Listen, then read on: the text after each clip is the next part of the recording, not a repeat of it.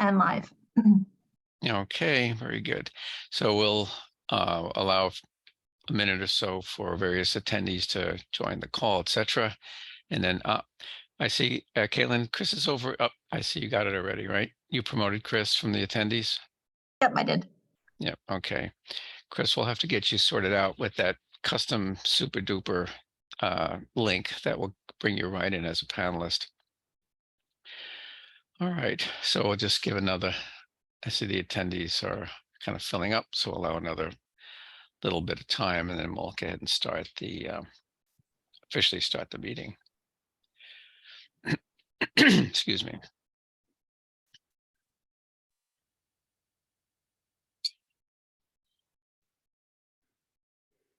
Okay, well, the attendee list seems to have stabilized. So I'll officially call to order this meeting of the Newburyport Historical Commission for the 8th day of June, 2023. Please be aware that this proceeding is being recorded like all the city virtual meetings. I should just mention that there is more and more talk these days of perhaps having a hybrid meeting that's mixed in person and online. So that we are looking into that. So there may be something like that coming in the near future. But nothing definite to report tonight on that. So let's start with the roll call of my commissioners here in alphabetical order. Andrew Bernhardt. I'm here. Okay, very good. Biff Baus. I'm here. Very good. Mark Zandrone. Present. Okay, Christopher Fay. Here. Okay, great. Joe Morgan. Here. Thank you. And Chris Sartell. I am present. Okay, loud and clear. All right, and the chair, Glenn Richards, speaking. Also, Caitlin Sullivan's on the call running the meeting, and Gretchen Joy is taking notes and minutes.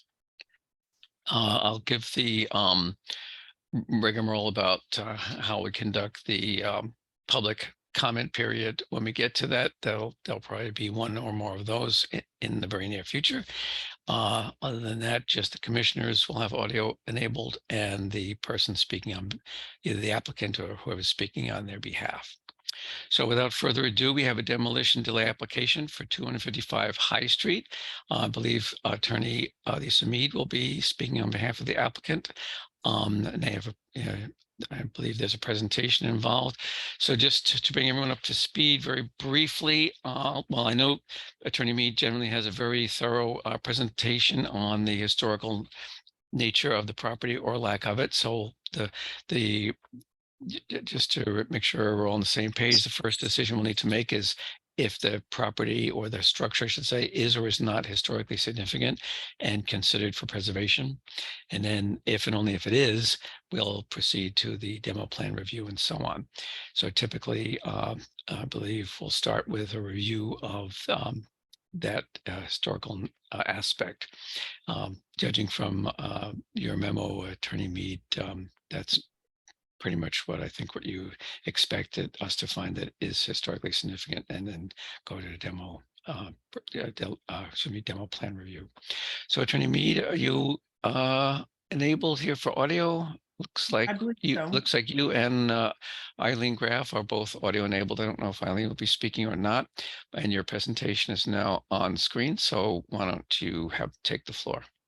Thank you very much, Mr. Chair and members of the commission. It's good to see all of you. I'm going to say that in air quotes tonight. So maybe if we get back to hybrid meetings, we will actually see each other in person. Mm-hmm. So I'm here this evening. Again, my name for the record, Lisa Mead, Teller and Costa on 30 Green Street in Newburyport. I'm here this evening with my clients, David and Nancy Reese, who are the owners of 255 High Street. And the architect on the project, is the chair indicated, was Eileen Graff. So the proposal this evening, if you go to the first slide, Caitlin, is just the proposal is to remove a portion of the existing structure in the rear in addition to the garage, which is not historically covered, and then put an addition on to the house in the rear. The property is a two-family property, and it will stay a two-family property after the proposed work is complete. The property is located in the HSRB zoning district. That's the High Street Residential B zoning district.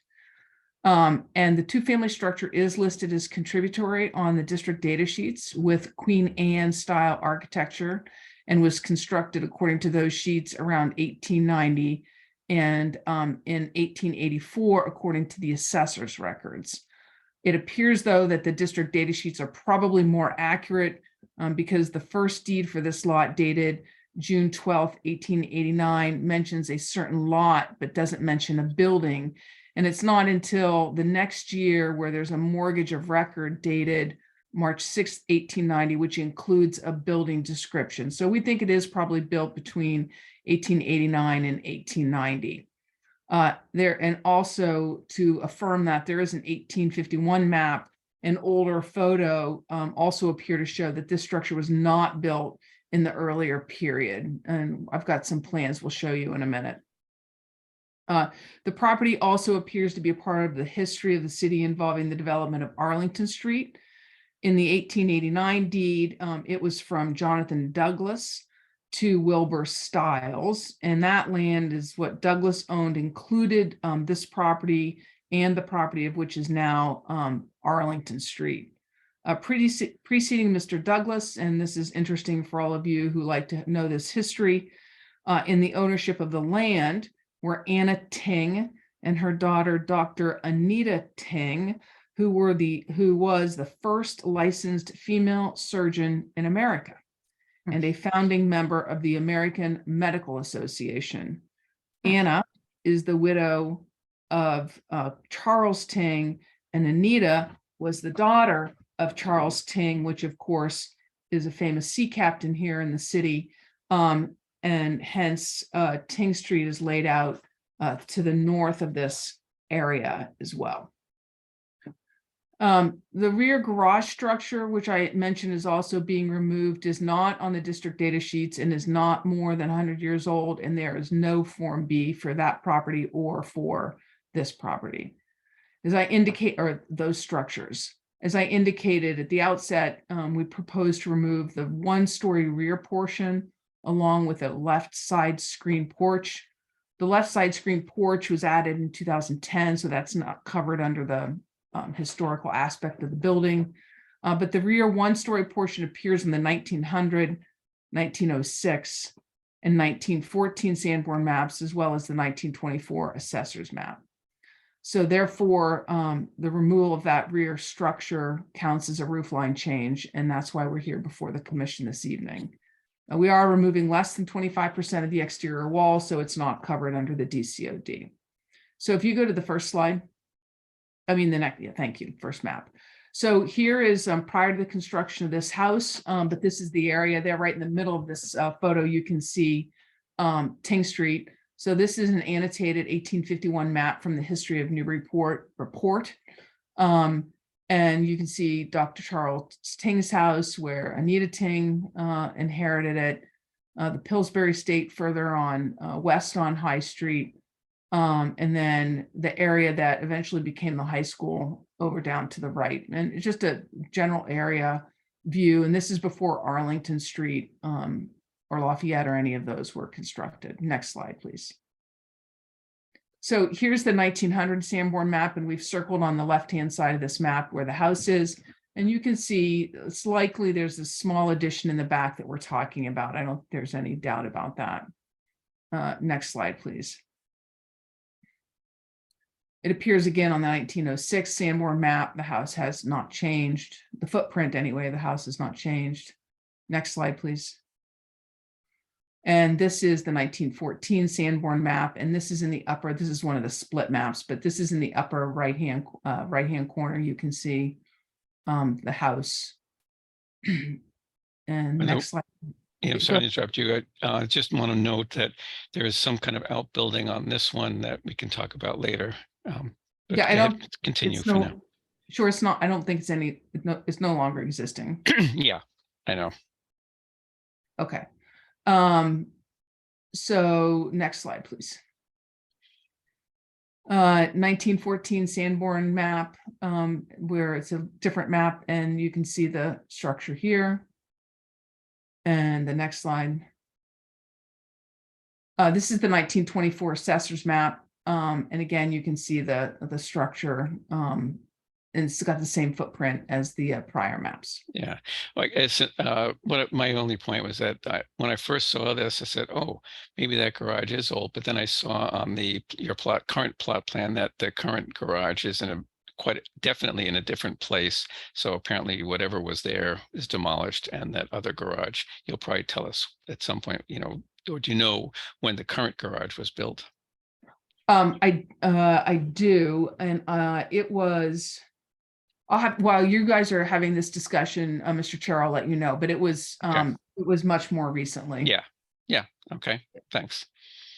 So with that, we'd like the board to make a determination. We don't really think there's any doubt that the structure is historically significant.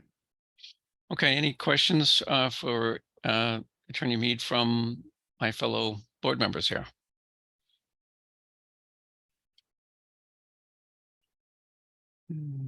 Certainly not hearing anybody speak up or anything. If there aren't any questions, someone could propose a motion that the structure is historically significant and preferably preserved, and we could vote on that. This is Biff. Yep. I will make a motion that the 255 High Street is historically significant and considered for preservation. Okay, I will very second. good. I will second Andrew. Okay, Andrew Bernhardt.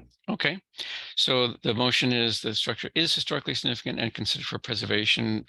So a yes vote would mean that you affirm that, and we would proceed to a demo plan review. If you don't believe it is, then that would be a no vote. So going through the roll here, Mr. Bernhardt. Yes. Okay, thank you. Mr. Baus. Yes. Thank you. Mark Sandrone. Yes. Thank you. Christopher Fay. Yes. Thank you. Joe Morgan. Yes. Thank you. Chris Sartell. Yes. Okay, and the chair is in agreement as well, so we're unanimous in that. As anticipated, we'll go to a demolition plan review. Are you going to present that as well, Attorney Mead? Yes, I'll present part of this, and Eileen Graff will present Okay. part of it as well. Okay, thank you. So, Mr. Chair, just to answer your question, the owners believe, given the construction of the garage and the location, what they know of it, around 1950s. Okay, thanks. You're welcome. So if you go to the next slide, please, Caitlin. So this is a city's My Maps off the city's assessor's website, and this is the GIS version of it. And I just wanted to show this to begin this conversation. You can see that this lot is fairly large as so far as the single and two family lots are in the district, or at least in this block. The lot itself is 16,647 square feet. You can see that there are a number of smaller lots around it, but a couple of doors down to the east, you can see there are a couple of multifamily buildings that are on larger lots that are deeper into the south and run up towards Highland Avenue. But this lot smack dab in the middle opposite Oakland Street has a pretty significant and deep backyard. Next slide, please. Pardon the interruption, Attorney Mead. Could you very briefly clarify for the commission? I'm not sure whether we're all familiar with the unusual zoning requirements for that High Street residential district. I know which kind of relates to those large lots you just described. Could you just briefly comment on that so that the board here understands what that's all about in terms of the lot requirements and so on? Sure. So if you go back up to the, and I don't have the exact dimensional table in front of me, Mr. Yeah, Chair. it's okay. The HRS, there are two high street residential districts, the HRSA and HRSB. The HRSA are the ones down at the Ridge. The Ridge is the area of High Street, which is in the southern part of the city, opposite, let's call it Lime, Federal, Bromfield, up through Fair to State Street. And then the HRSB comes into play, I think, probably right at or after the Kelly School, I think, again, on the southern side of High Street. The idea was to preserve from subdivision mostly, I think, some of these larger lots. And those larger lots in particular, you see these two ones that are to the south of the lot in question today. They're deeper. And then some of those deep lots are near Dexter Lane, for example. There's a couple along that area, Johnson Street. And the idea was to prevent the subdivision of the lots to maintain a deeper lot and not allow development in the rear of additional structures. That's my take on it. Yeah. Just wanted the board. We don't, this board doesn't have any jurisdiction or anything over that, as we all know, but just wanted the board to be familiar with the fact that this district does have unusual setback requirements and so on. So this particular application, once they're all through with us, they will be before the Zoning Board of Appeals to deal with some of those issues. Right. And in fact, because of the increased dimensional requirements in the HRSB district, almost every single structure that has any work done on it along High Street has to go to the Zoning Board of Appeals because they're all non-conforming. Even these larger lots here are non-conforming lots. So probably for the front setback there. Yeah. Right. Okay. Sorry for the digression there. Please proceed. Okay. No problem. I'll send you my bill for the explanation. So the next slide, please. So the proposal, as I said, is to remove the one-story addition, which we're going to show you in a minute, portion of the house. It's a single story, as well as the left side screen porch, which is more recent construction, and the detached garage, and then construct a larger addition or construct an addition in its place. It essentially replaces that existing massing, but is subservient to the original structure, shorter in height, and is shorter in length than the original structure, and is further away from the sideline. I'm going to show you on the site plan in a minute. So the proposed addition, essentially, as Eileen will show also in her plans, takes the place of the one-story addition in the back as well as the garage. So what I'd like to do, if you go to the next slide, please. I want to point out, and Eileen will point this out too, that the strongest Queen Anne features on this property are on the front of the house. The proposed addition is entirely in the back of the house, as you'll be able to see from the photographs that we're going to show you. Also, this addition will be barely seen from High Street, if at all, given the way not only the vegetation, but the way the house is situated on the lot. So I think that you'll see that it meets the standards of the ordinance as well. Next slide, please. So here we have the site plan, and you can see the red hashed boxes, if you will, are those areas that are being removed. So we have the new screen porch, which is on the left side of the house, but on the top of this drawing. And that's going to be removed and redone to that smaller area, that smaller footprint. Then you see the small addition, one-story addition in the back that's going to be removed. And then you see the garage that's going to be removed. You can see that garage actually is closer to the sideline than the proposed addition. So the proposed addition will be entirely within the sidewalls, if you will, or more narrow than the sidewalls of the existing original structure. And with that, I'm going to turn it over to Eileen to talk to you about the architecture of what's being proposed. Super. Thank you, Lisa.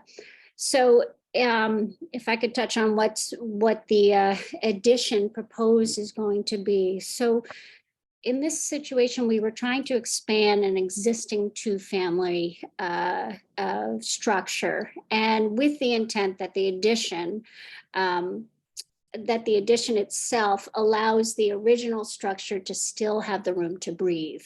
So as Lisa has mentioned, you can see in the bottom, well, the upper drawing, you can see the side elevation. So High Street would be to the right of you, right of that building. And we are going down the driveway side of the property. And here you could see the one-story structure on the rear of the original structure, and as well as that detached garage. And then in the lower photo, you can now see those two structures highlighted in red. And our intent is to merge these two structures conceptually, so that the addition happens between the two. In reality, the back end of this addition is actually coming slightly towards High Street. So I just want to note that it's not coming as far as the most rear side of the existing structure. You know, the intent is to pick up on the details of the original structure while still maintaining, again, the hierarchy of the original structure. We've come down in ceiling heights, we've pushed down in roof lines, as well as pushing down the first floor finish to get closer to the grade, to help sort of emphasize the separation of the two. If we could go to the next slide. With this bottom drawing, bottom left, if you will, I want to sort of discuss how we are attaching to the original building. So on the back, we have proposed a structure to replace that single story, which you can see on the top right drawing. And we've tried to stay lower than that back wing, and trying to preserve, for example, those windows on that upper level, the third level.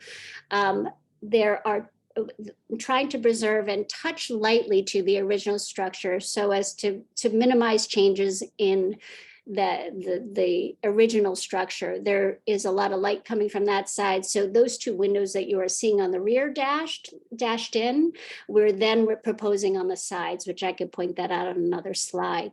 But as you can see, we have this small section of 2-story in the middle, and then these sort of 1-story wings to the left and right of that. So a pretty small connection in the way the two attach. And then on the right side, you could see this as fully from the back of the property. So you can now see the addition in relation to the original structure behind. One thing to note, and I'll use this drawing, as Lisa has mentioned, there has been consideration in trying to squeeze this thing in from the left and right of the original structure in order to try to preserve its presence from the public view. As you will see, as we progress into some photographs, the view corridors are pretty narrow. In particular, on the right side of the property, the buildings, the abutter on the right side is relatively close with pretty thick vegetation. On the left side of the property is the driveway, but even still, as you can see from this drawing on the bottom right, the building itself tucks in from the limits of the original structure. And then the last- Sorry, pardon the interruption. Yes. I'm still confused by the illustration in the lower left of this page. Sure. There's that outline that I don't recognize from the other drawings. Sure. What? So You see- if we slide to the drawing, slide number 14, I'll help point this out. So the 1-story structure that we're removing is the red outline. Can you see Right. that on the Yep, bottom the dotted left? line. Yep. Right. And so where that cursor was, sorry, Caitlin, where you just were at the roof, at the ridge line of that 1-story, that top area with 2 windows in the Mhm. connector is Right. that it narrow 2-story piece in that section that I have on the next and the drawing you were questioning. Oh, okay. In front of that, if you lower your cursor just a hair, Caitlin, then we are in the 1-story piece that's projection towards us with the 3 windows. So that's what you're seeing there. Does that make Okay. sense? I think so. So if we go back to 15 again, please, Caitlin. So the sort of the thinner solid black line, that's the section, that's that section, that connecting section, if you will, between the main historic structure and the larger middle portion of your addition. That's that- correct. Yes. Okay, okay. Thank you for that. I was You're really welcome. scratching my head over that one.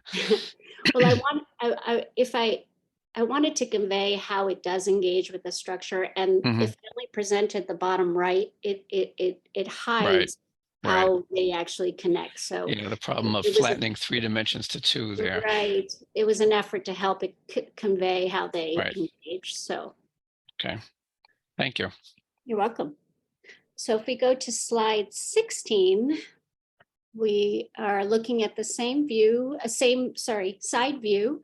Again, opposite from what we were just looking at. Again, you could see the same symmetrical sort of connector that we were just reviewing in the middle.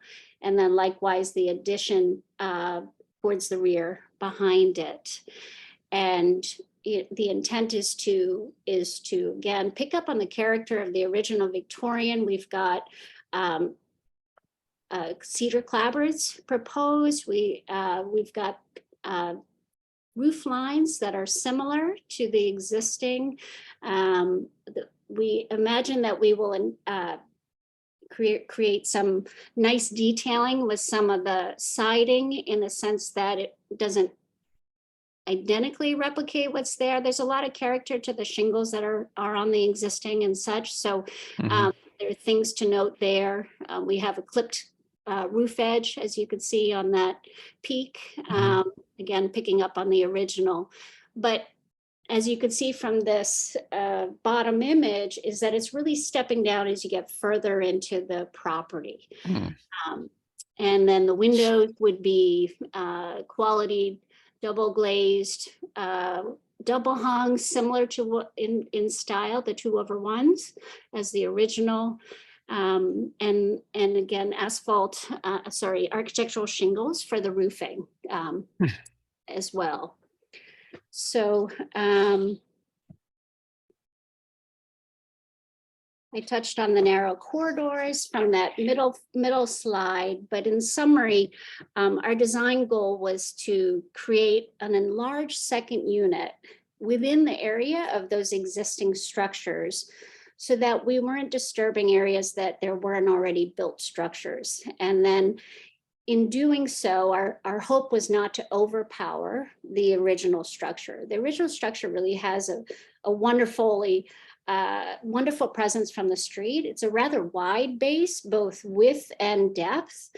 And our feeling is that this back addition, the expansion of the second unit, is still remaining secondary and subservient to the original structure, while still picking up on some of the Victorian details. So with that, I will pass the presentation back to Lisa. Thank you very much, Eileen. And Caitlin, if you can go to the next slide, please. What we thought we would do now is run through a couple of photographs of the area and of the house on High Street. So this is 255 High Street from across the street, and you can see what Eileen was talking about, the driveway and the narrow view corridor, even to the back there. Next slide. And this is the opposite side again. You can see the garage in the back, but the garage in the back now sits outside of the sideline of the house. And so the proposed addition will be tucked more inside the sidewall of the house. Next slide, please. This is traveling east on High Street, and you can see that that obviously is a lot of vegetation there, and the side yard is narrow as well. Next slide, please. And this is closer, directly across the street. Again, obviously directly across the street, you wouldn't be able to see the addition at all. Next slide, please. Then this is traveling west on High Street. And again, there's heavy vegetation, but the narrow driveway as you travel by this direction as well. Next slide, please. Here's the newer porch that was added that's going to be removed, and that entryway is going to be changed, as you could have seen on the elevations. But this is the side view of the house. Next slide, please. And here's the rear. So you can see the one-story addition, or excuse me, the one-story that is on the back that's going to be removed. You can see the garage also. This is the area that the addition will be located in. And you can also see those two windows that Eileen was pointing out where the connection is going to occur. So the peak of the addition is going to be just at those two windows approximately. Next slide, please. And here's some details on the side of the house. I believe this is the west side of the house. Next slide. A quick question there. Ms. Graff mentioned picking up some detailing. You weren't, well, I don't want to assume anything, but I was, were you planning on copying that, that the detailing that's on that angled semi-roof-like portion there or not? That it's a pretty detailed section there. I think that would likely be a costly detail. So there was no commitment to that. Yeah, replicating that don't, would be pretty tough. Nor yeah, and wasn't don't misunderstand convinced me. it I was- wouldn't be arguing in favor of that. In fact, Yeah. I would probably argue against it Yeah. to avoid too slavishly trying to copy the old, you know. Agreed. All right, I'm sorry, go ahead. Yeah, I think one of the comments I was going to make actually earlier is that the addition complements the existing structure, but does not attempt to copy it so that it's differentiated from it for sure. Yeah. Next slide, please. And again, there's just some of the detail of the original structure. None of this is going to be modified at all, but we thought it was important to show the commission. Next slide, please. Here's the front of the structure. That front porch is newer. It was replaced, I think, in 2001. But You're talking about the little entryway there? yes. Okay. Next slide, please. Again, this is another view of that front entry. Next slide. And another view of the porch off the back that's going to come down. Next slide, please. And then here's excuse me. I'm sorry. I'm trying to remember from the drawings. That porch that with the roof deck that's coming down, does the addition fill in any of that space or not? I can't remember. It's just a different entry, and I'll go back after we're done with this. I think it's a really good point, Mr. Chair. We'll go back because that we lose footprint there, so to speak. It just becomes an entry. Okay. Yeah, I think I remember that now. Yeah. Okay. Next slide, please. And we just wanted to show, so we have 251 High Street, 253 High Street, and 255 High Street to give you an idea of the context of the neighborhood. Next slide. And again, this is directly on 251 High Street. Next slide. And more closer to 253, so you can see the length of that building in the back. Next slide, please. Everyone knows that house by its color. Right, exactly. And they repainted that too. And obviously then here's 255. Again, even in that direction, it's difficult to see the rear of the yard. Next slide, please. And this is looking down from Arlington Street. So you're looking east. And there's a couple of houses before you get to 255 High Street. Next slide, please. And there's just walking towards 255. Next slide. And here we are right beside 255. And next slide, please. That's it. So if you want to just go back up to the elevation, if you don't mind, Caitlin, and Eileen can show the chair and the members of the commission the change in that entry on the side porch. There it is. Perfect. So on that upper drawing, you can see that sunroom screen porch that exists without balcony. It has been causing, it's been a bit of it's had water leaks, etc. So they are happy to take this off. You can see that there's a door off to the balcony. So that door on the second floor will be replaced with a window and adding an additional window again, sort of offsetting what the window is around the corner and placing it on this southeasterly side instead. And then exposing down on the first floor is the double window that you see and the door that exists today. So we're just minimizing the entry with just a covered porch and bringing and exposing more of the sort of original structure. Okay, thank you very much. So with that, Mr. Chair, we've also provided the commission with letters of support from 253.5 High Street, which is on the one side, one of the units on the one side, and 257 High Street, which is the direct abutter on the right side. And we would request that the commission lift the delay and approve the plans so that we can go talk to the Zoning Board of Appeals. Okay, thanks very much.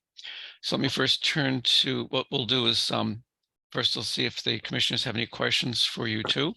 And then we'll have a brief public comment period, see if there's any public comment. And then we'll have our formal or informal deliberation and those votes. So let me first turn to my fellow commissioners. Did anyone have a question for either Attorney Mead or the architect, Eileen Graff? Either. Oh, I saw Chris Sartell. Was that a gesture for me? Oh, you were not getting your audio. I think you're muted. I'm sorry, my mouse just died. I was trying to like open it up here. Okay. Sorry. Yeah, I had just a few questions on this. The first being, with the addition that's going on, I haven't seen much on the plans. Now, what are we talking about, like square footage of living space on this addition? As I was trying to compare it with the existing house versus the addition, what's the proposed square footage of living space for this addition? Lisa, would you like me to answer that? Yeah, that would be great. I don't have that number right in front of me, and I know Sure. you. So the existing house as it exists, the one unit is 3,642 square feet, and the second unit is 915. And then with the proposal, by separating the two structures more, the first unit will be 4,349, and the second unit will be 2,410. Okay, thank you. And then let me see what else I have here.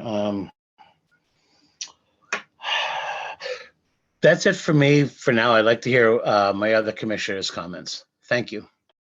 Okay, well, we'll go around the whole board for comments. So right now we're just seeing if anyone has any clarifying questions from the presentation. And then after the public comment, we'll have our, official, if you want to call it that, deliberation. Any other questions for the folks here? Glenn, this is Chris Fay. I just wanted to follow up on Chris Sautel's question, just because I just heard the numbers. Can I just get like a simplified answer? Like what's the percentage, I guess, of the addition versus the existing main structure? Mr. Fay, just to clarify, so you want the numbers of the existing structure living area versus the proposed addition living area? What I would actually like is I would like because clearly there's been, I'm not interested in the garage. I'm not interested in the space between the garage and the structure. I would like to know, like, if we're looking at there's a proposal here to add 2 additional living units. Is that correct? No, sir. Okay, No, that's because I just no. heard two additional units with 2 different numbers. So that's where I'm a little confused. Yeah, no. I'll back up, and then while I'm doing that, maybe Eileen can get the numbers. So this is currently a 2-family. Right. It will What's it going to continue- become after this is all done? Yep. It's going to continue to be a 2-family.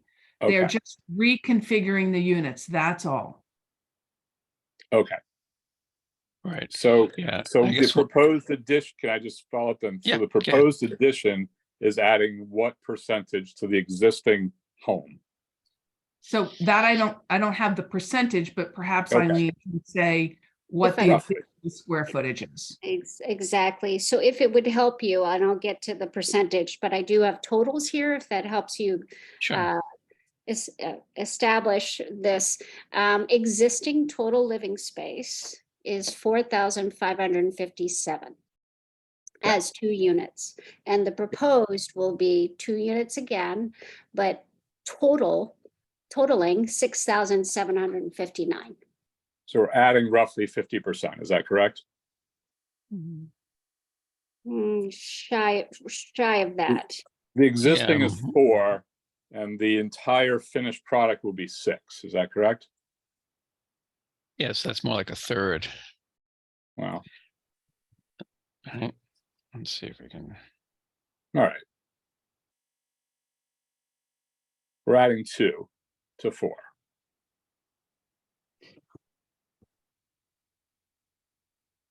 Oh, I see what you're saying. Yeah. Yeah, we're adding, Yeah. we're Okay. getting Yep. a total of 6. We're adding 2 to Yep. 4. Right. Yeah. So we're adding 50% more. That's great. Thank you. Yeah. I did a rough. If I did my calculation right, it's about 48%. Okay. Any other questions for public comment? Yeah, Chris, I see your hand again. Good thing I've got video on you. You know.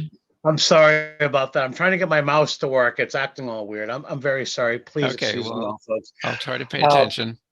Oh, well, thank you. The question I had was this. I noticed in the photographs of the existing property saying that there's vegetation and there's trees and things that will be less distracting towards the main house from High Street. And my question is, all of these trees are going to stay in place if this addition is going to be built? Sure. So all the vegetation that we discussed is mostly around the front and the sides. If you go to the site plan, please, Caitlin. So there's two things here. One is, so you can see that there's already a building outside the footprint of the existing structure. So we are proposing an addition that is over a single story addition that exists, a garage that exists, and a patio that exists. So we're not moving into the side yards where the vegetation is. In fact, we are more narrow than the existing, more narrow on the sideline than the existing garage. So it's entirely in the back, entirely inside the existing walls, that is not as wide as the existing house, and more narrow as to the right side yard than the existing garage. It is being built on an area that is already built upon or disturbed. Yeah, and I guess and maybe anticipate what Chris was leaning towards. Sometimes because of the need to move construction equipment in and so on, trees get either lost or damaged, but there isn't any anticipation that you'll have a problem with that. No, because we're not going to become, a lot of that vegetation is on the right side of the house and the front of the house. And you can see there's no way you're putting equipment in the right side of the house, right? It's too close. The original structure is too close to the sideline, right? So the equipment's going to come in the driveway, yeah. And right. And anything else is going to go out the driveway. Correct. Okay. Excuse me, Chairman. Yep. The other point that I was bringing up, especially with this, was that it has happened before that trees and vegetation were part of the plan to go forward with an addition, and the trees were later cut down and people are fined, and people threw money at it as the fine and said, well, that's what it is. I'd like to be, satisfied that that's not the intention. Do you know what I mean? Well, yeah. So first of all, I have no idea what people are allowed to take trees down on their property unless there's a condition and a decision. Secondly, with all due respect, I don't really think that's the purview of an authority of the commission. However, we're happy to have the zoning board make whatever conditions they want to make. And again, as you can see this construction, it's already in a disturbed area. So I'm perplexed by the question. Well, yeah, by way of explanation, I think from what my discussions with Chris in the past is referring to, and I know of a case, I don't think you were involved in that, Attorney Mead, where the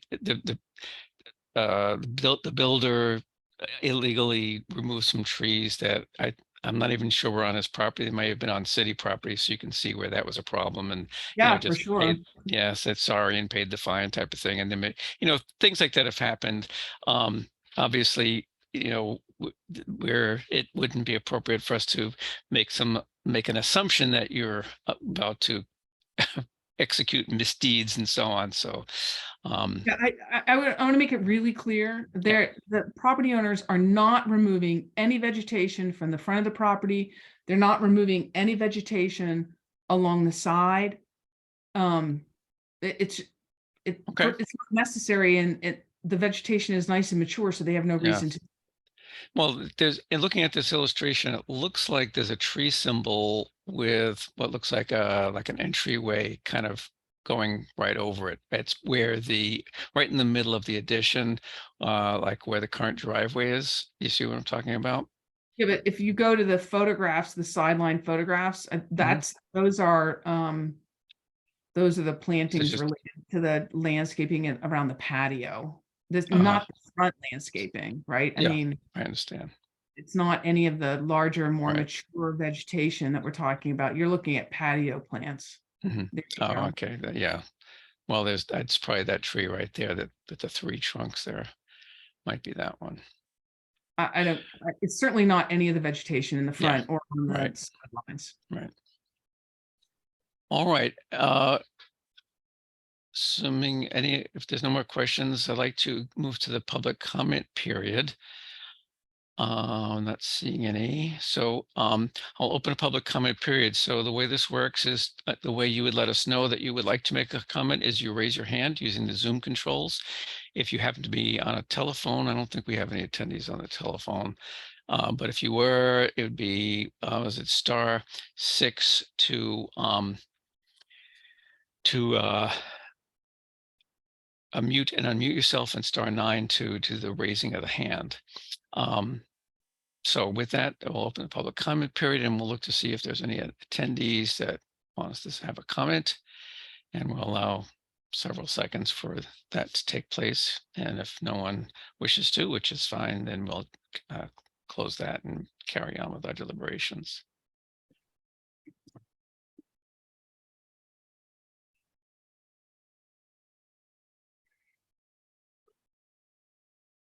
Okay, I'm not seeing any hands for people wanting to make a public comment, so I'll close the public comment period. Hang on a second, I just want to make a note here.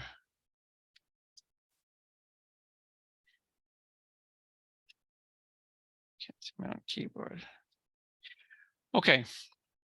Thanks very much. So what I'll do is just go around the board, see if what people think, and then we can see if we're ready to vote on a motion after that. So let's see, I'll kind of go in random order. Let me start with how about Biff? Any thoughts or comments? Yeah, let's see. I'll start off. First, I want to start off with just to go back to the mention of the trees and the foliage blocking this, and whether or not we have any kind of say about it. I think if the we're being shown these plans and part of it is, look, it's obstructed by trees and foliage, then yeah, we're going to ask questions about that. So I think it's more than appropriate and more than reasonable that we would ask about that. Anyways, overall, I mean, I don't have any objections about the removal of the garage or that patio that was built the last 15 or 20 years.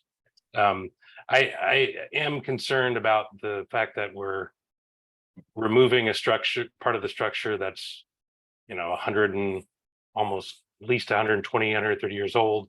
You can say, well, it's not along the same styles and fitting along with the rest of the Queen Anne look, but that doesn't necessarily matter because it in itself is historic, being its age and its addition. So I'm a little concerned that is being just removed, just kind of with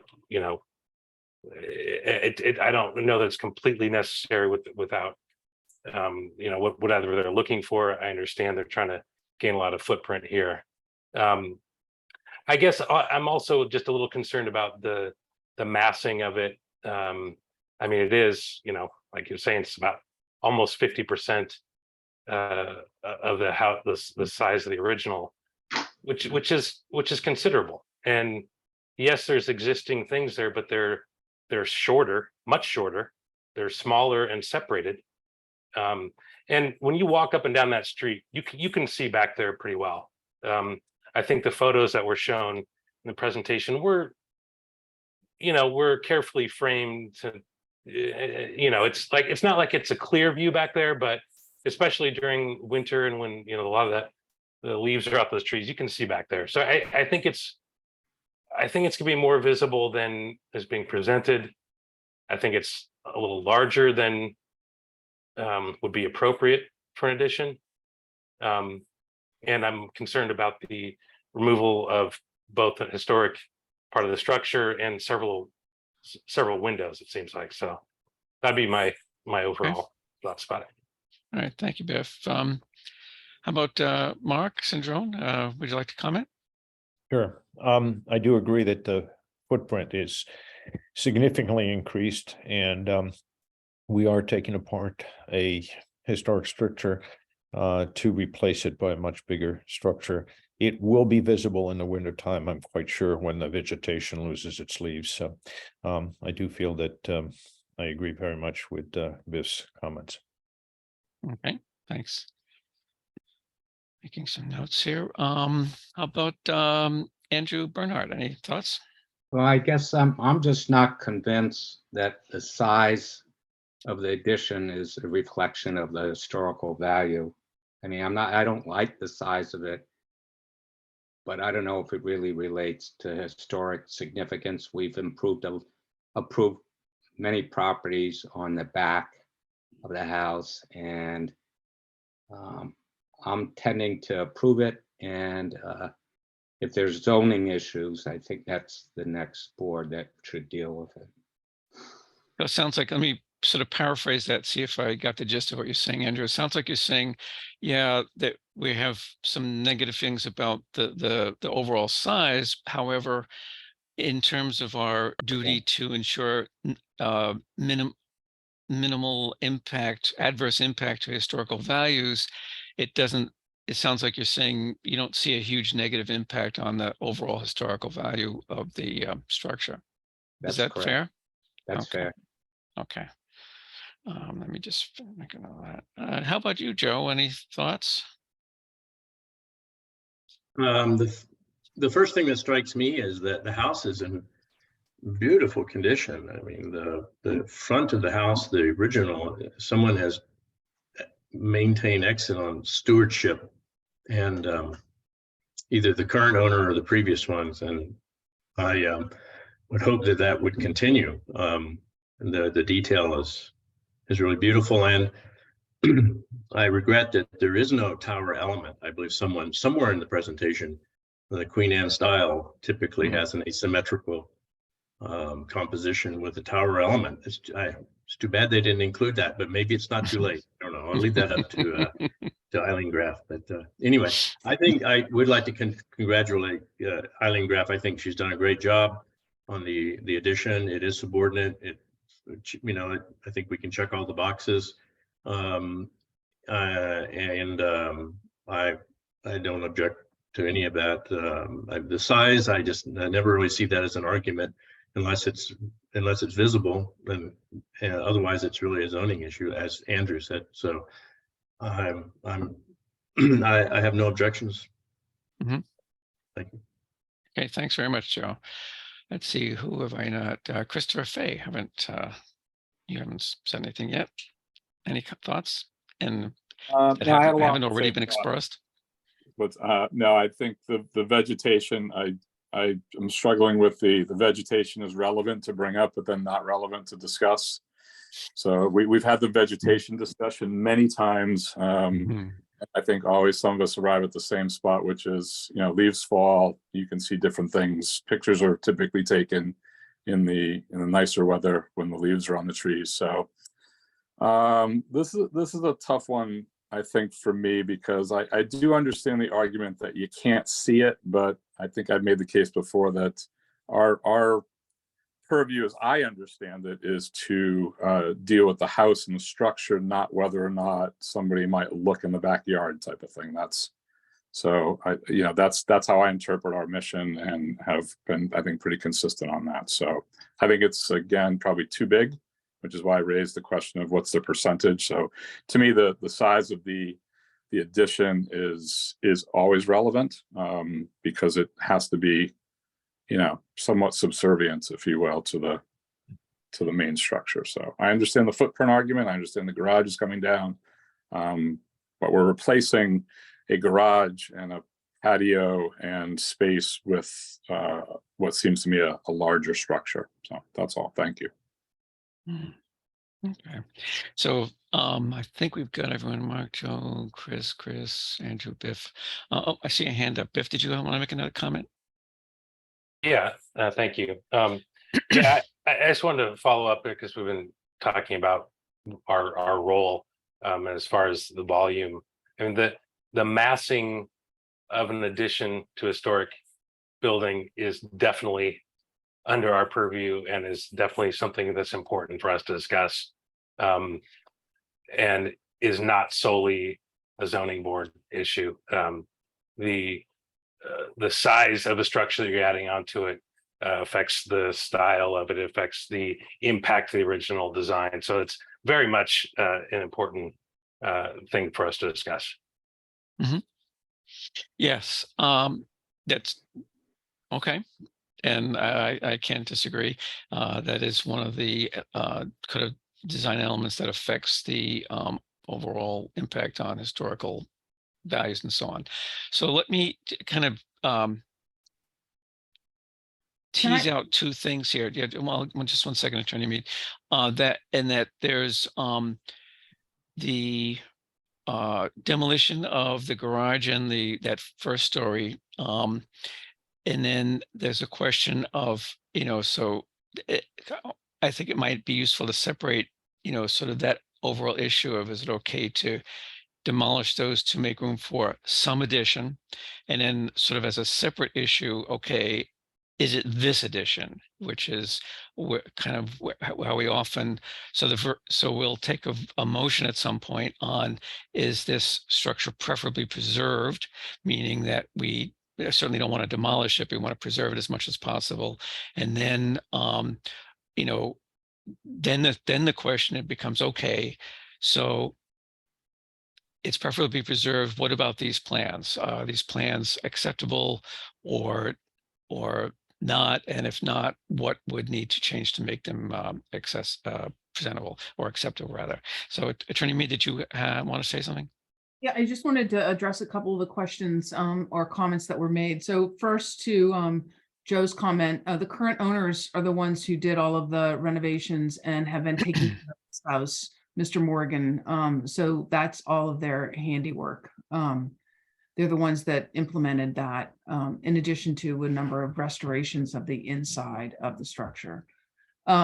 The kitchen, the addition that is proposed to be taken down in the back has no foundation. It seems to have been like an old kitchen at some point in time. And so you just need to know that's kind of the quality of the construction in the back, regardless of the age of it. Finally, we pointed out the trees and vegetation because they exist, right? I wasn't using them as a screen necessarily.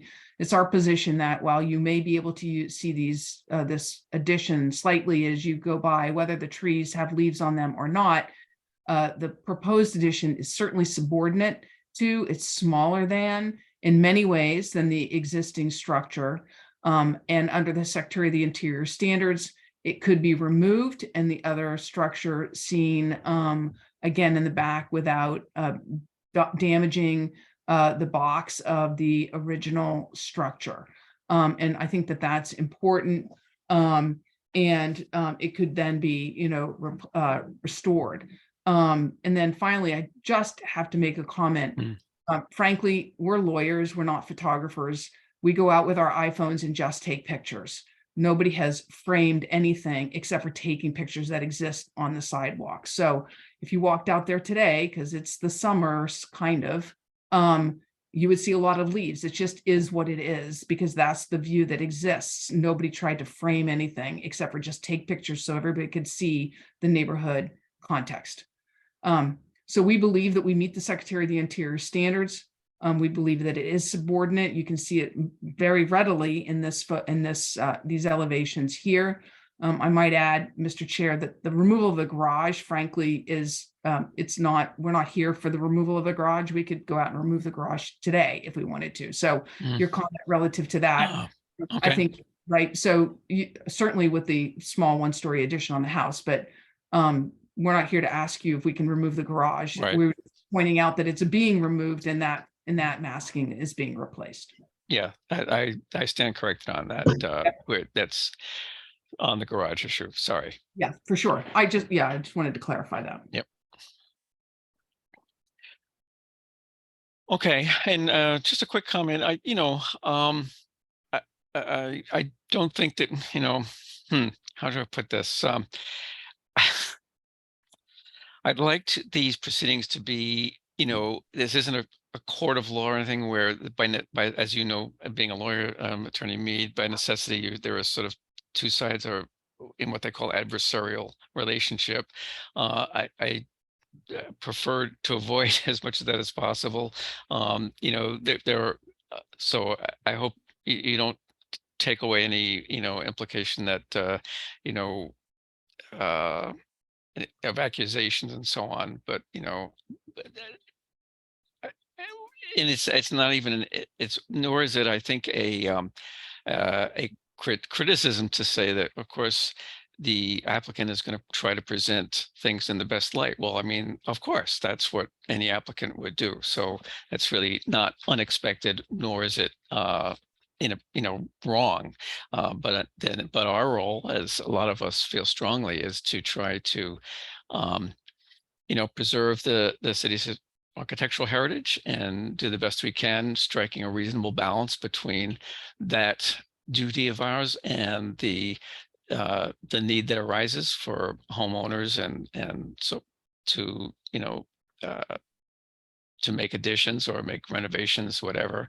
And I see our duty as to try to see that when those are done, they are done with minimal damage to the city's historic fabric. Agreed. Okay. If there's no other thoughts or comments from our board, I think we can vote on a motion of the structure being preferably preserved. Is there anyone? I thought that my original proposal was that it was historically significant and preferably preserved. That was my original motion. It was historically significant and considered for preservation. I believe it was what the first motion was. Well, then I'll make that now. That it's okay. Yes, I know it's an oddity of the ordinance that we work with, Biff. So the first, you consider whether it's, quote, considered for preservation, and then you do this, and if it is, we do this demo plan review, which we just got through doing, and then we decide, okay, is it preferably preserved, meaning we don't want, but that imposes the demo delay, and then we can sort of negotiate the demo delay, whether we want to approve this plan or some other plan. But yes, the motion. Okay, so let me just get this out. So Biff made the motion that the structure is preferably preserved, and I think that was Mark seconded, right? Indeed. Okay, and so a yes vote means that it's preferably preserved, and there's it begins the clock, so to speak, on a one-year demo delay, and a no vote means that they can proceed without any demo delay. So going around the horn again. We'll do it in reverse order this time. Give Andrew Bernhardt a break for being first all the time. I'll do reverse order. So I'll start with Chris Sartell. Your vote on this? Yes. Okay. Joe Morgan. Yes. Okay. Christopher Fay. Yes. Okay. Mark Sandrone. Yes. Okay. Biff Baus. yes. Okay. Mr. Bernhardt. No. Okay. And the chair is also a yes, so that carries it with 1, 2, 3, 4, 5, 6 yays and a nay. So that imposes the demo delay. So does anyone want to make any comment about whether we'd like to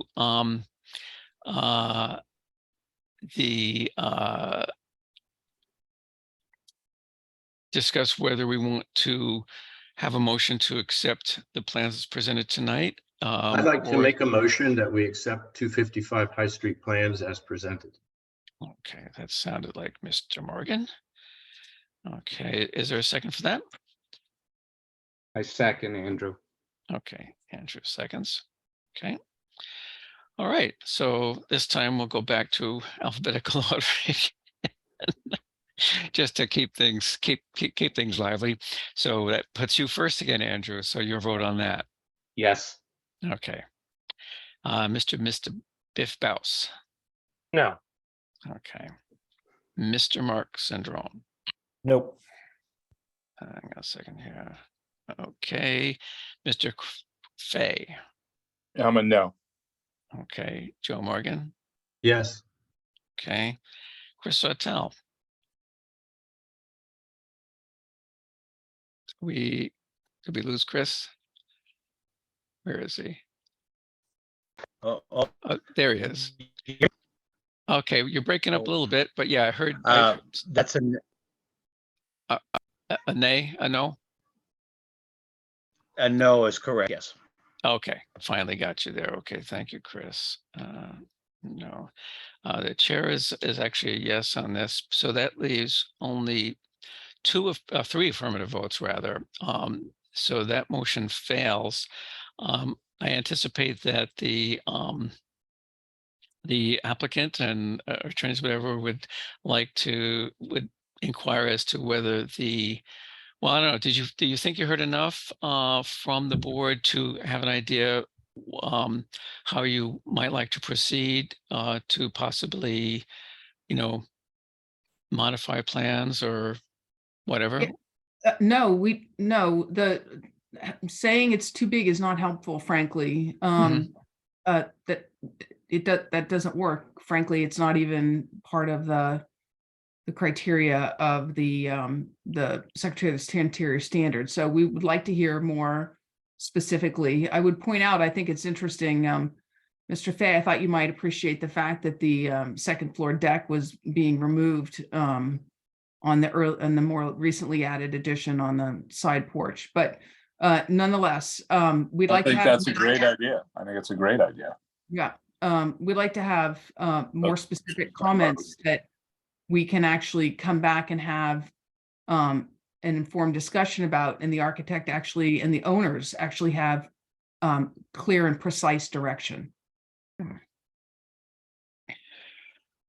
Well, okay.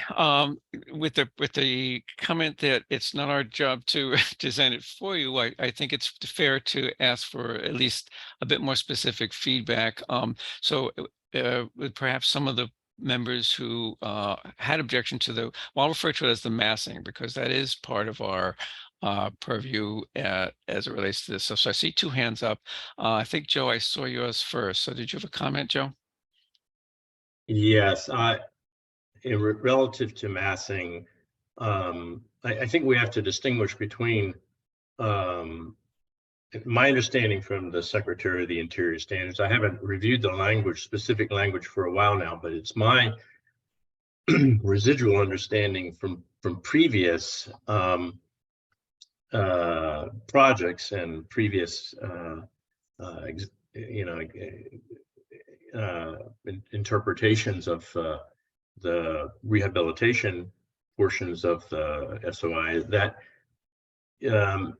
we're talking about qualitatives. We're not talking about quantitatives. I don't think you're going to find percentages or lump sums.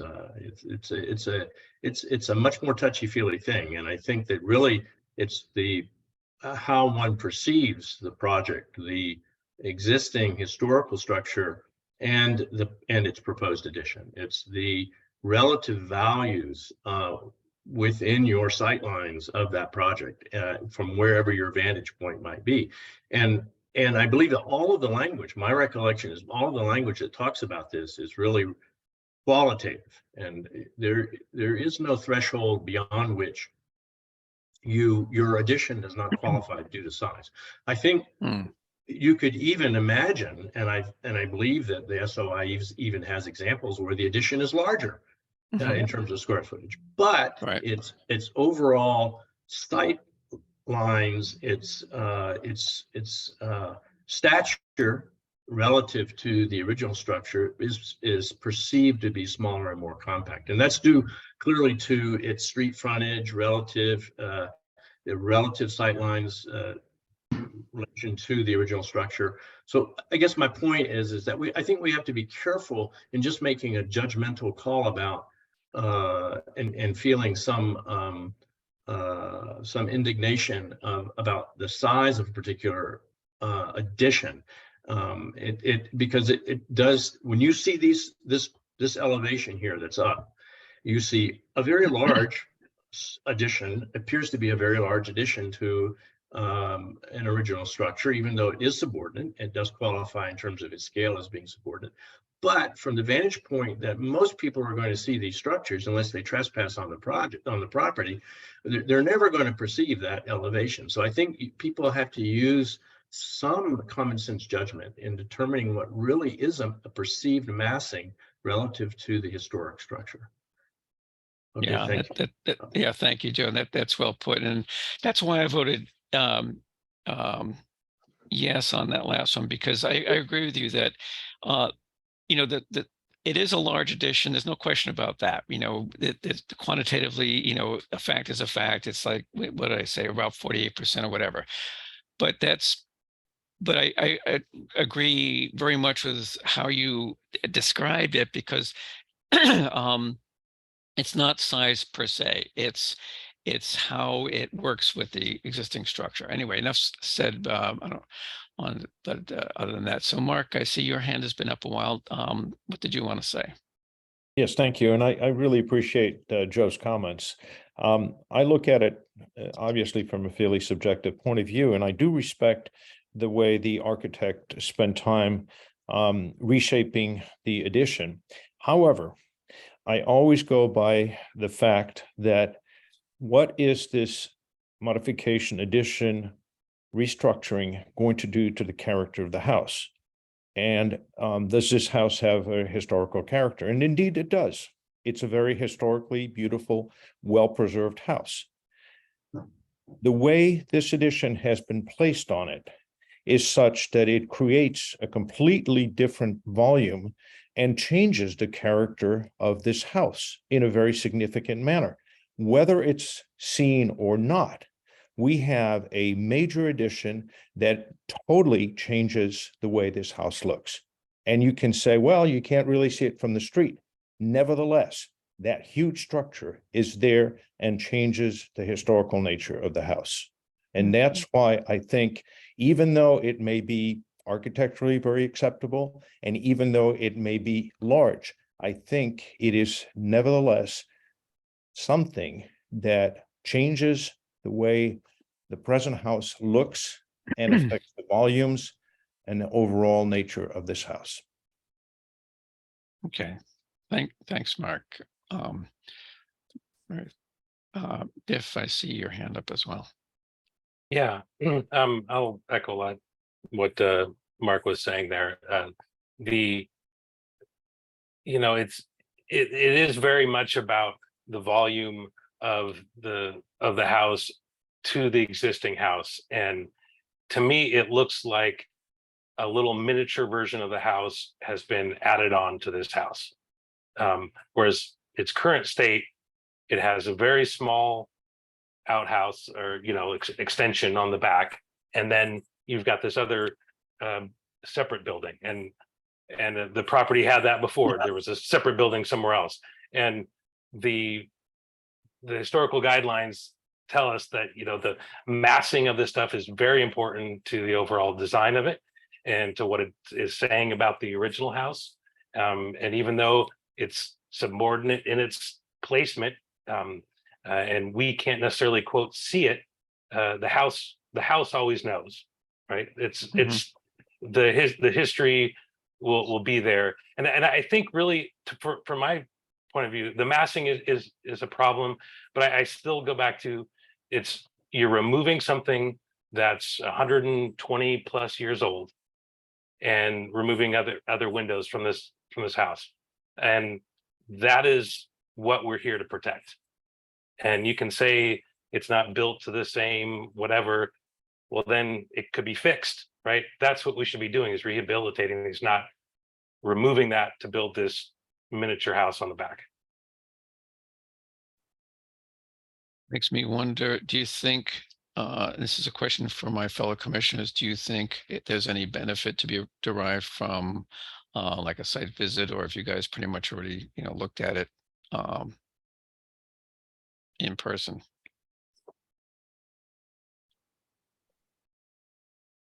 Glenn, I would just say, this is Chris. I would just say that I have no problem with the garage coming down.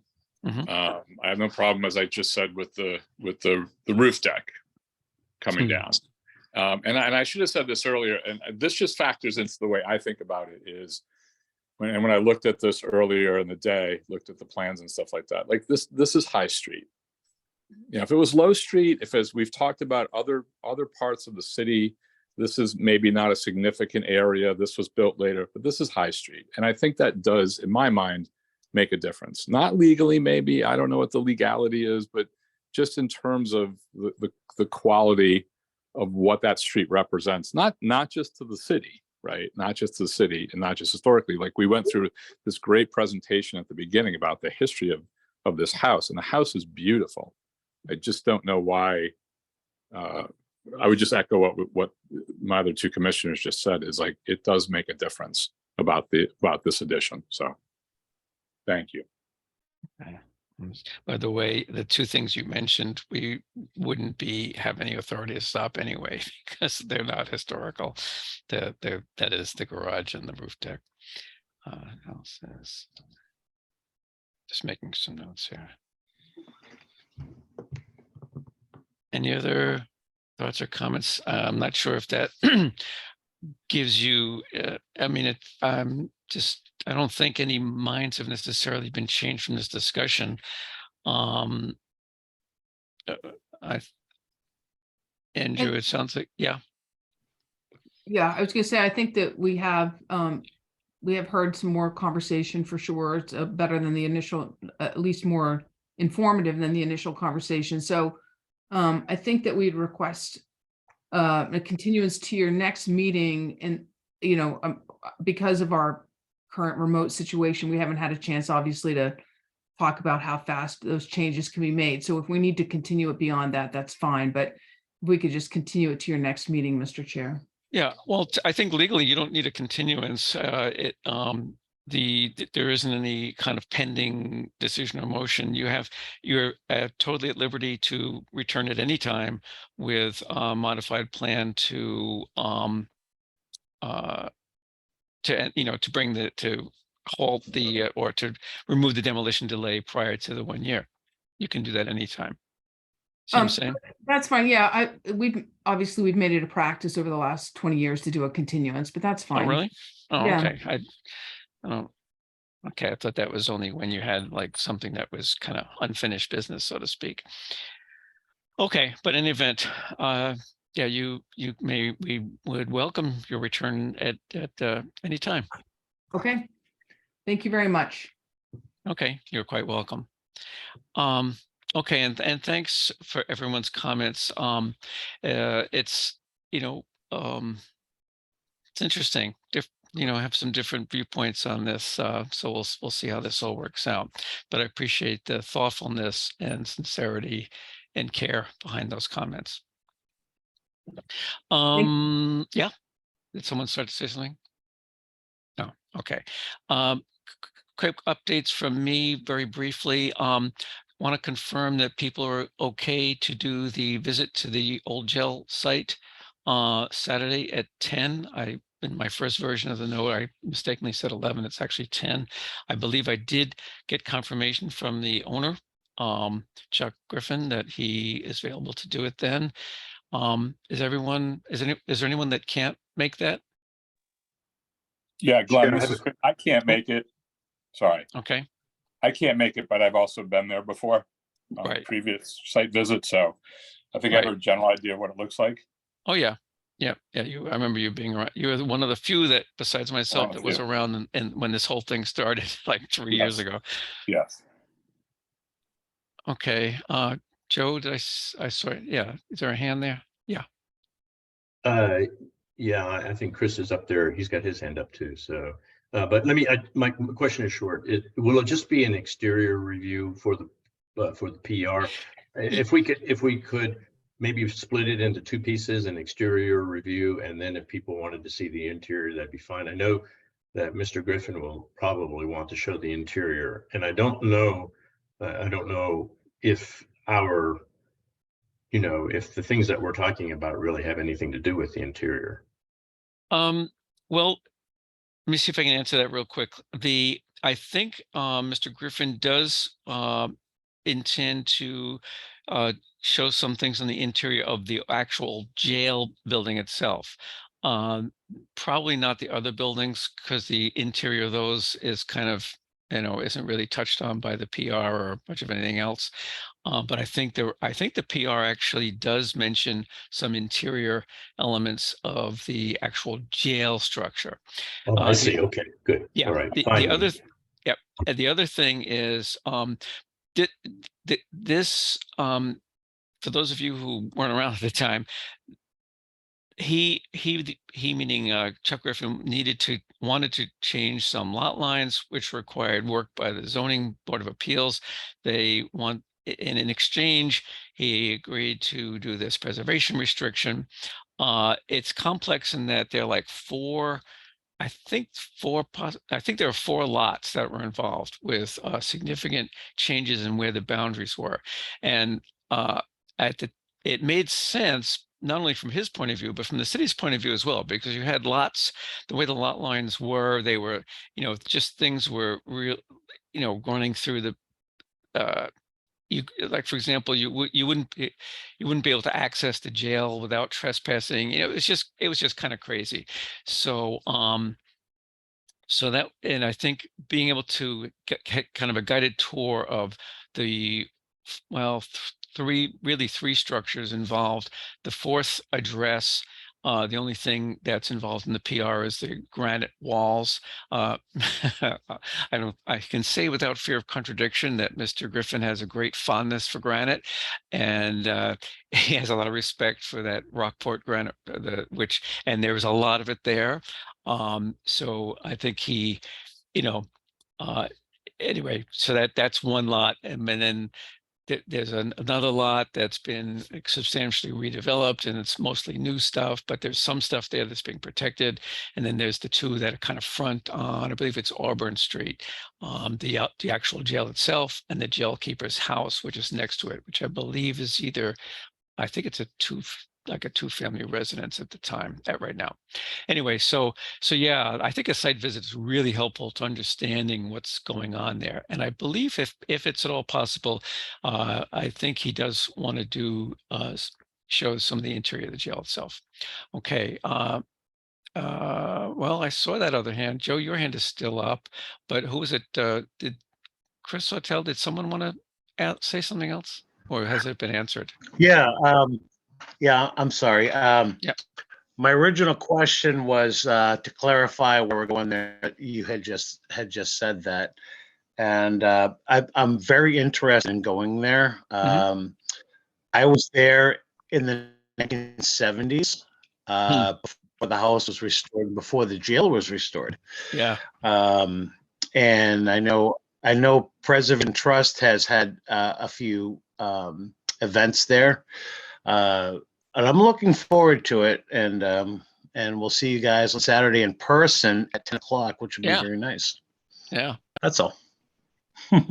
Okay, very good. So Chris, it's good that it's not good that you can't make it, but it's good that you're the only one, because at least you have some familiarity with this case from before. And I believe the plan probably sometime, well, between this meeting and 2 weeks, we should be able to send you guys the updated draft PR. It's been very substantially redone, much better than the original one. It keeps all the same parameters, obviously, because this board, well, not district constituted, but the commission voted to approve it. But there was a lot of kind of ambiguities and things that were a little hazy in there so it's a much better organized and clarified version. So I think that will be, it's a lot better. Okay. Before we go to approval of the minutes, Mark, do you want to have any comment about the proposal that you and I were discussing offline, or you want to hold off? Happy to do it if you want me to. Yeah. Why don't you go do that now? This would be a good time. So Glenn and I had briefly discussed the fact that while it was all well and nice to see each other on screen and look glamorous and all that kind of stuff, it might be a little more fun to all get together in person. And I was hoping to host you on the back porch at 91 High Street. We thought that possibly next Monday evening, 5 or 6 o'clock might be a possibility. And I just want to query the members of the Historical Commission to see whether or not that would be something they'd like to do and whether or not they'd be available. That would be the 12th, Mark? That would be the 12th. Yep. I vote aye. I second. I hear enthusiasm here. Okay. So Monday the 12th. Works for me. Okay. Well, great. That sounds like a bunch of us so far, and I think I I'll have probably be able to plans. make that too. What was that? I have plans, Andrew. Oh, I'm sorry, Andrew. Yeah. Next What? time. Okay. What? And do you want to try to pin down a time, Mark? What you said 5 or 6. You want to split the difference? Just Would 5 work for everybody? Yeah, well, you said I see a thumbs up from Chris, a nod from Joe, Andrew. Okay, So we'll do 5 o'clock. Come to 91 High Street, go up the yellow brick path, go past a house, and just in back, you'll see that porch, and we'll be waiting for you. There isn't any wizard at the end of this yellow brick path, is there? Well, it's not really yellow brick, it's red brick, but nevertheless, Okay. it's a brick path. Oh, okay, red brick. And you'll probably be asked to make a donation to the mosquito population. I see. All right. Well, thanks for the warning. I'll try to use my repellent, see if that helps. Okay. Well, very good. Then Well, thanks very much, Mark, for that invitation. We appreciate it. Should people bring anything? Is it a BYOB No, type thing? I'll provide libations. Okay. Well, that's wonderful. Hey, Okay. Glenn, would you mind yep. sending could you mind sending like an email out Absolutely to that not. effect? You I'll don't be mind happy at to all, do or you that. do mind? I don't mind. I will Okay, be happy to do it. great. Okay, so back to more official business. We have approval of the minutes from the 25th of May. I hope you presumably had a chance to review those. Is there a motion to approve those minutes? I'll make the motion. Second, Chris. Okay, so I think Mark had the motion, and who had the second there? Chris Sartell? Okay. Yes, second, please. Okay. So Mr. Bernhardt, Yes. approve the minutes? You do. Mr. Baus, do you? Yes. Mark? I do. Yeah. Christopher Fay? Yes. Okay. Mr. Morgan? Yes. Okay. Mr. Sartell? Yes. Okay. And the chair is an aye as well. It was a bit of an interesting experience for me being on the phone. Anyway, that's all from me. It's 8:30. We can have a motion. I'll to make a adjourn. motion to adjourn the meeting. Okay, you're anticipating me And there. I'll Biff. second it, Chris Sartell. Okay. I guys could just tell that I could sense the urgency. Yeah, the urgency behind everyone else, so. enthusiasm has not waned. Mark, you got us all excited here. All right, so Andrew, you are in favor of adjourning? Yes. Okay, Biff? Yes. Okay, Mark? Yes, and I'll comment that we're all going to spend a lot of time together the next 3 days. Yeah, okay, well, That's okay. Christopher Ray. Yes. Okay, Joe Morgan. Yes. Okay, Chris Sartell. Okay, yes. Wise guy. And I'll make it unanimous. So we are officially adjourned. So thank you all once again. Really appreciate Thanks, your Kennedy. thoughtful comments tonight. You know, I'm really, you guys are doing a great job. You're paying attention and you're thinking, and that's all a good thing. Okay. Thank you, well, Chair. Yep. You're very you. welcome, and all have a good night. Thank Good you. night, everyone. Thank you. Good Night. night. Good night.